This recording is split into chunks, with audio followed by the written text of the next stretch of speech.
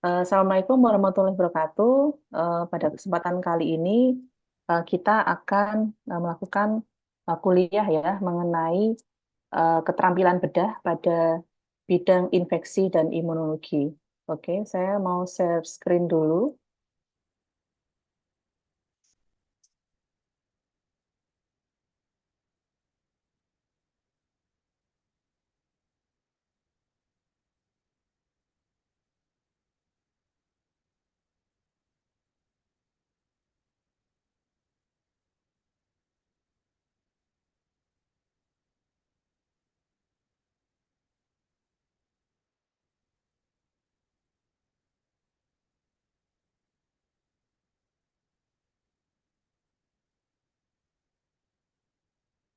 Apakah slide saya sudah terlihat?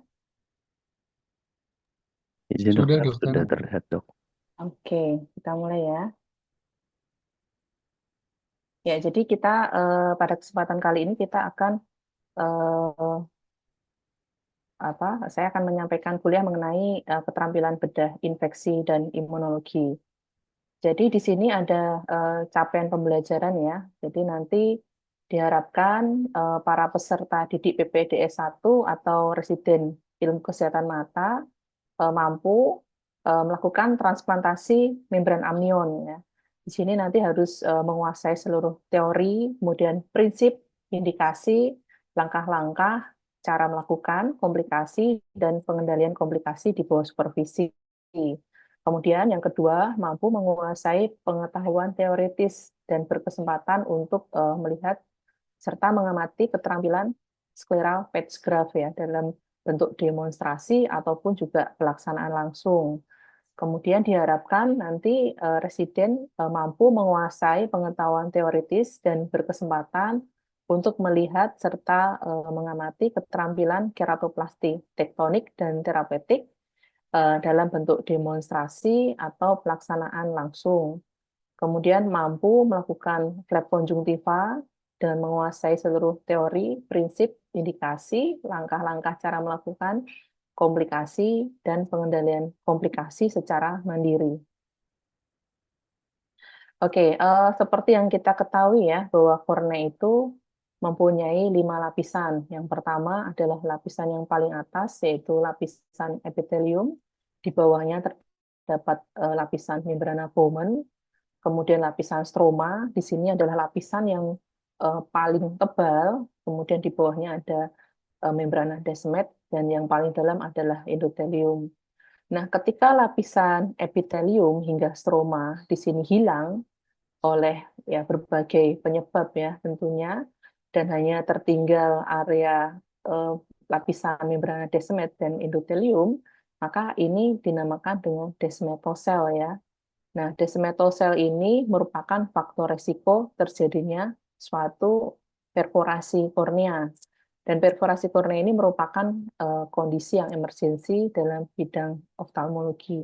Sehingga kita harus eh, aware ya dengan kondisi klinis di mana nanti beresiko untuk terjadinya suatu perforasi kornea. Nah, etiologi dari perforasi kornea ini bermacam-macam, bisa disebabkan karena infeksi, ini bisa disebabkan karena bakteri, jamur maupun virus. Kemudian kondisi autoimun, ini bisa disebabkan karena ulkus moren. Kemudian sirosis, ini karena defisiensi vitamin A, namun ini sudah jarang sekali terjadi ya untuk saat ini. Kemudian exposure nih karena kondisi misalnya lagophthalmos ya. Nah, untuk teknik bedah yang pertama itu adalah transplantasi membran amnion. Mungkin ada yang tahu indikasi dari transplantasi membran amnion? Bisa menyebutkan mungkin apa saja? Silakan, Presiden.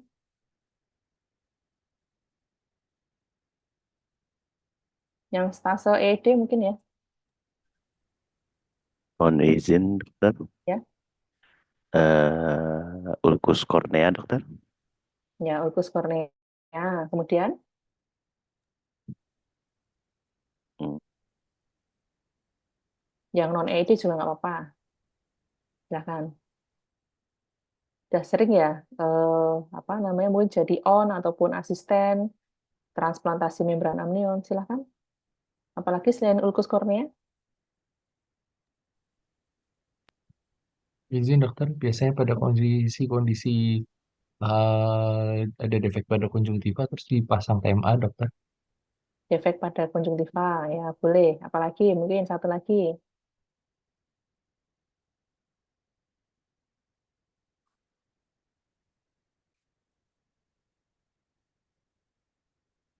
apa kira-kira? Ini di gambar yang di samping ini ada apa ini?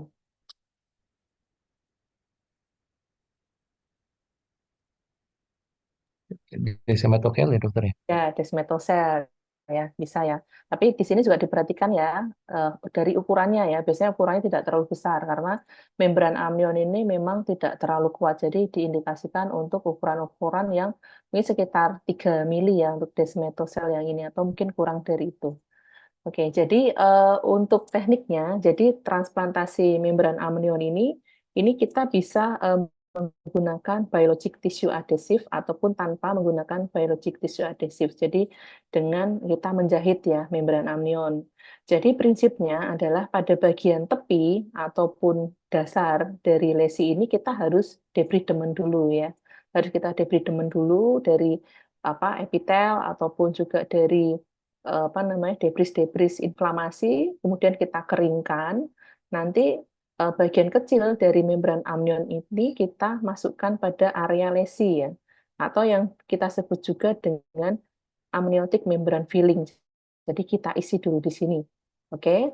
Setelah itu nanti lapisan kedua kita pasangkan di atasnya di sini atau kita sering menyebutnya dengan amniotic membrane graft. Nah, di sini nanti bagian membran basementnya ya itu menghadap ke atas. Kemudian bagian tepinya di sini kita jahit dengan benang nilon 10-0. Setelah itu kita pasang lapisan yang di atasnya itu dengan posisi membran basementnya menghadap ke bawah. Jadi antar membran basementnya itu saling berhadapan ya. Kemudian nanti kita jahit dengan benang nilon 10-0. Ini kita sebut juga dengan amniotic membrane patch ya. Seperti itu. Jadi prinsipnya seperti itu ya. Kalau tidak menggunakan biologic tissue adhesive.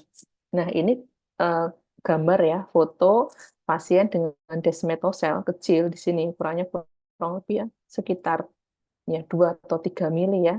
Kemudian ini kita aplikasikan membran amnion ya dengan jahitan ya. Kemudian setelah 2 minggu setelah operasi, ini setelah 4 minggu dari operasi, kita sudah tidak melihat lagi adanya desmetosel. Oke, kemudian yang menggunakan biologic tissue adhesive ini pada prinsipnya sama, jadi bagian tepi dan dasar dari lesinya kita debridemen dan kita keringkan ya. Kemudian kita bisa aplikasikan tisu adhesif, kemudian kita pasang membran amnion, kemudian agar membran amnion ini terfiksir, jadi tidak bergeser tempatnya karena mungkin akibat dari apa kedipan dari kelopak mata kita bisa pasangkan bandage soft contact lens. Oke, kemudian yang kedua adalah scleral patch graft atau tectonic graft. Ya, ini indikasinya kira-kira untuk apa saja? Apakah sama dengan tadi transplantasi membran amnion atau mungkin ada indikasi-indikasi tertentu? Silakan, Presiden. Izin dokter, mungkin kalau yang kondisinya sudah perforasi dokter. Ya, perforasi. Oke, terus apalagi tadi kan dari ukuran juga ya. Kalau yang membran amnion yang kecil, kalau yang scleral patch graft kira-kira untuk yang gimana ukuran perforasinya? Kurang lebih berapa mili seperti itu?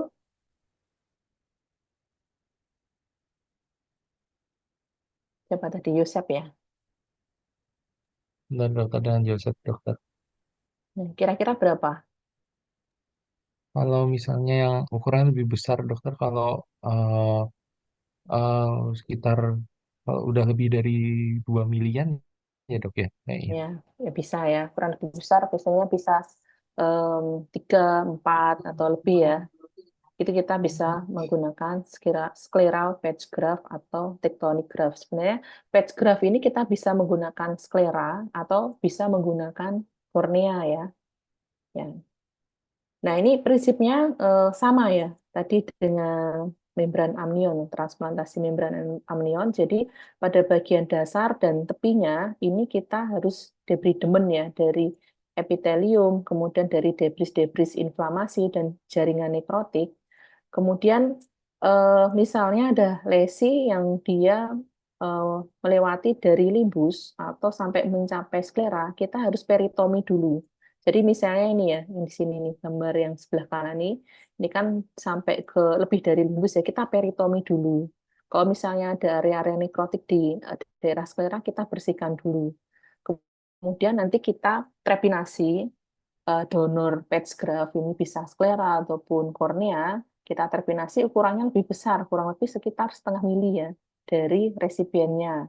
Kemudian nanti kita jahit dengan benang nilon 10-0.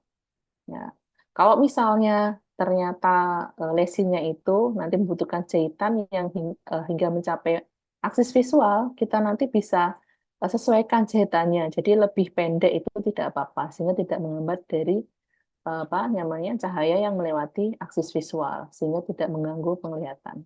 Oke, kalau misalnya kondisi seperti ini, seperti yang gambar yang kanan ini, nah ini kita bisa lepaskan dulu epitelnya, kemudian kita bisa potong ya di sini irisnya, kemudian kita masukkan viskoelastik, kemudian kita pasang patch graft ini kalau ini dengan menggunakan kornea ya. Tapi kalau misalnya baru terjadi misalnya karena trauma ya sebelum 24 jam misalnya kita bisa debridemen aja kita masukkan irisnya masuk ke bilik mata depan. Oke. Kemudian yang berikutnya adalah terapeutik keratoplasti. Ini sebenarnya prinsipnya sama ya dengan penetrating keratoplasti ya. Kalau terapeutik ini biasanya kita gunakan untuk kasus-kasus di mana ada infeksi pada kornea yang sudah tidak apa membaik ya dengan terapi medikamentosa. Jadi nanti di sini jaringan nekrotik, kemudian juga apa namanya infeksi yang masih aktif ya, mungkin di situ juga ada koloni dari bakteri ataupun jamur. Ini kita buang semua ya. Biasanya juga risiko terjadinya perforasi ya karena sudah tidak respon dengan terapi medikamentosa dan cukup luas. Ini kita bisa lakukan terapeutik keratoplasti. Sebenarnya selain tujuan terapeutik, ini juga sebagai tujuan tektonik ya, untuk support terhadap struktur dari kornea yang sudah mengalami impending perforasi. Nah, ini nanti donornya, ini kita lakukan trepinasi dengan posisi endotelnya menghadap ke atas ya, jadi jangan sampai endotelnya ini banyak rusak. Kemudian ukurannya kurang lebih setengah mili lebih besar daripada resipiennya. Ya. Kemudian nanti kita gunting resipiennya itu sebisa mungkin tegak lurus. Ini nanti tujuannya untuk optimalisasi posisi dari graft dan hostnya. Kemudian nanti kita jahit 4 cardinal sutures ya dengan jahitan interruptus. Dan untuk jahitan ini kurang lebih kedalamannya 90 sampai 95% ya dari ketebalan kornea. Nah, ini nanti kita selesaikan nanti sampai kurang lebih 16 jahitan ya. Jadi seperti ini. Gitu. Oke, kemudian yang terakhir ya mungkin ya ini conjunctival flap. Nah, ini indikasi dari conjunctival flap ini apa kira-kira? Silakan. Sudah sering kan ya melihat apa prosedur flap konjungtiva? Silakan kayak brainstorming aja apa yang tahu diutarakan. Silakan. Yang stase EED terutama ya, yang lain kok yang tahu nggak apa-apa, disampaikan aja. Stase EED siapa? Melati.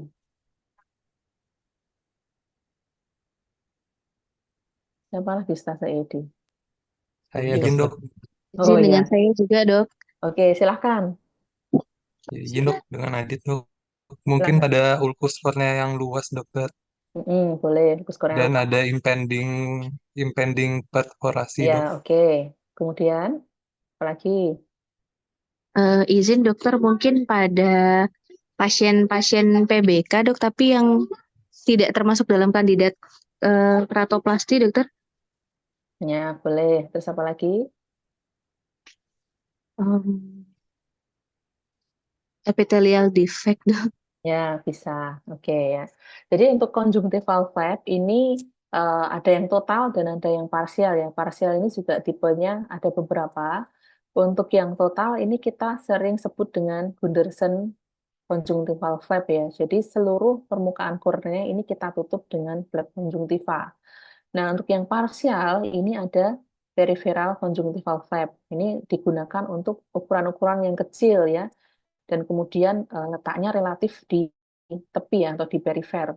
Kemudian pedicle conjunctival flap ini bisa kita aplikasikan untuk lesi-lesi yang letaknya lebih ke arah sentral ya.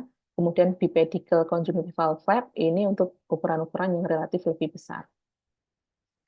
Prinsipnya untuk flap conjunctiva ini kita membuat flapnya harus cukup ya untuk mengcover area lesi. Ini jangan sampai ada tensi ya di situ untuk mencegah terjadinya retraksi.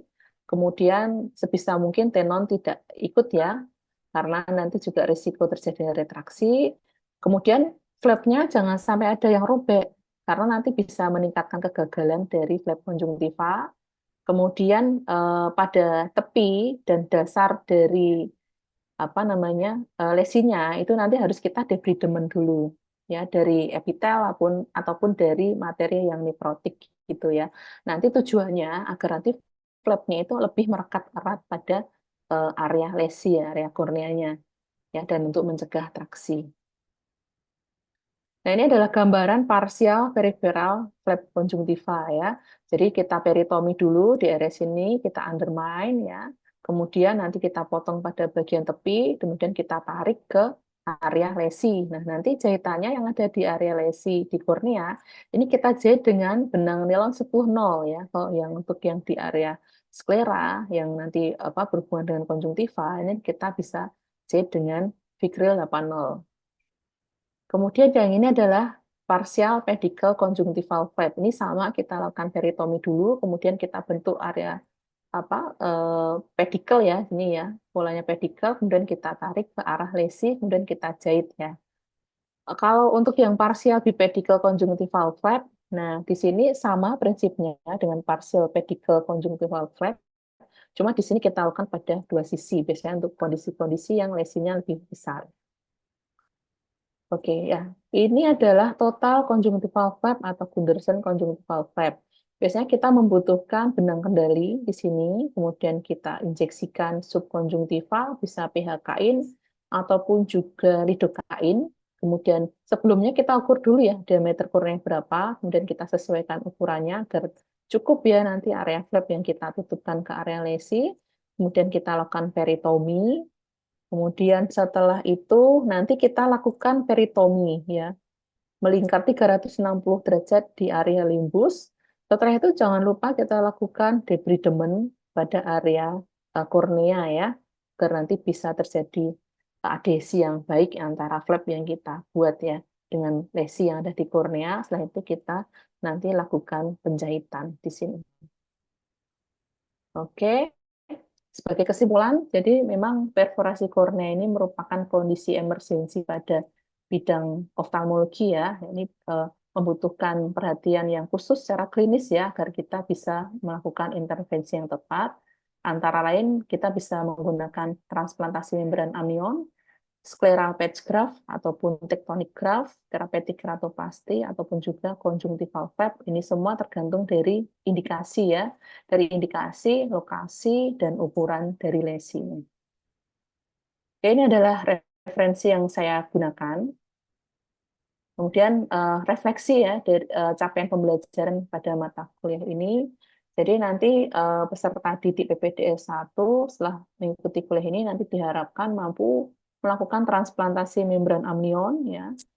Kemudian juga mampu menguasai pengetahuan secara teoritis ya, segala sesuatu tentang scleral patch graft kemudian mampu menguasai pengetahuan teoritis ya, berkesempatan melihat serta mengamati keterampilan keratoplasti tektonik dan terapeutik dalam bentuk demonstrasi atau pelaksanaan langsung, dan juga mampu melakukan flap konjungtiva dengan menguasai seluruh teori, prinsip, indikasi, langkah-langkah cara melakukan komplikasi maupun juga pengendalian komplikasi secara mandiri.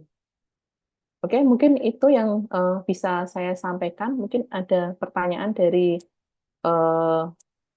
presiden-presiden sekalian, silakan. Izin bertanya, Dokter. Ya, silakan. Terima kasih, Dokter Wibin, atas kesempatannya. Terima kasih, Dokter, atas pemberian materinya yang sangat menarik sekali, Dokter. Izin bertanya, Dok. Di Sarjito itu beberapa kali kami melakukan ada TMA parsial, Dok. Kadang juga TMA total, Dokter. Nah, sebetulnya kalau misalnya secara prognosis dan mungkin angka keberhasilan, Dokter, lebih baik yang mana, jadi menggunakan TMA parsial atau dengan yang menutup seluruh kornea, Dokter? Mohon asupannya, Dokter. Terima kasih. Oke, ya, terima kasih Dokter Melati atas pertanyaannya. Jadi kembali lagi ya, kita harus mengetahui dulu, identifikasi dulu dari lesi kornea yang terjadi ya. Kalau yang total, biasanya lesi kornea yang terjadi itu adalah seluruh ya, banyak luas gitu. Luas, kemudian juga secara prognosis secara visual juga tidak terlalu bagus ya. Kita bisa menggunakan flap konjungtiva secara total ya, atau Gunderson flap seperti itu. Memang secara prognosis ke depannya untuk visualnya memang tidak bagus ya, tapi itu nanti bisa kita optimalisasi tajam penglihatannya dengan penetrating keratoplasti setelah itu. Yang penting integritas kornea bagus. Oke.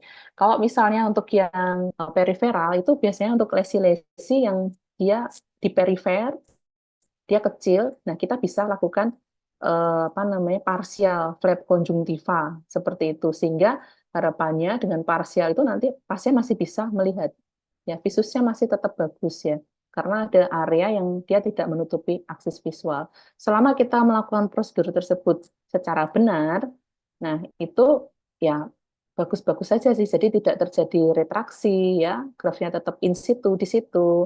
Syaratnya tadi harus flapnya yang kita buat itu harus cukup untuk menutupi lesi, jadi tidak terlalu ketat sehingga tidak menyebabkan tensi, sehingga tidak menyebabkan adanya retraksi seperti itu. Kadang kan kita mendapati misalnya post op itu ternyata flapnya itu kok ke tepi, lepas semua, mungkin karena banyak traksi ya di situ, flapnya tidak terlalu luas ya, terlalu kencang sehingga dia tertarik lagi oleh jaringan misalnya tenon ya, jaringan tenon ya di situ yang terjadi ataupun jaringan sikatrik.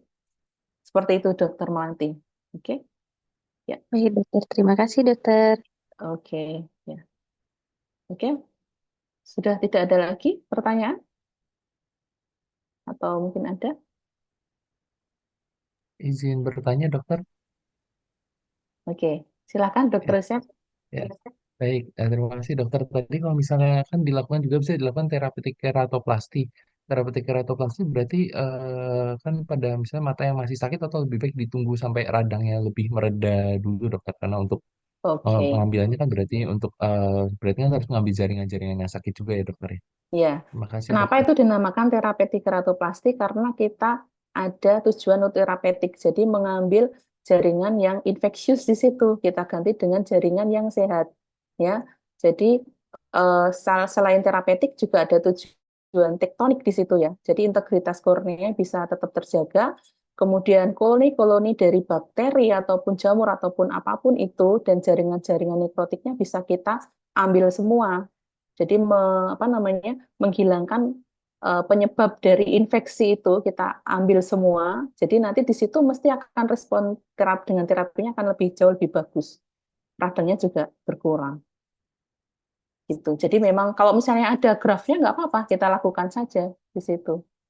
Mungkin untuk daerah-daerah dengan negara-negara yang kondisi jumlah kornea melimpah ya, biasanya langsung dilakukan. Memang tingkat kegagalannya akan lebih tinggi dibandingkan ketika dia tidak ada inflamasi atau infeksinya sudah mereda.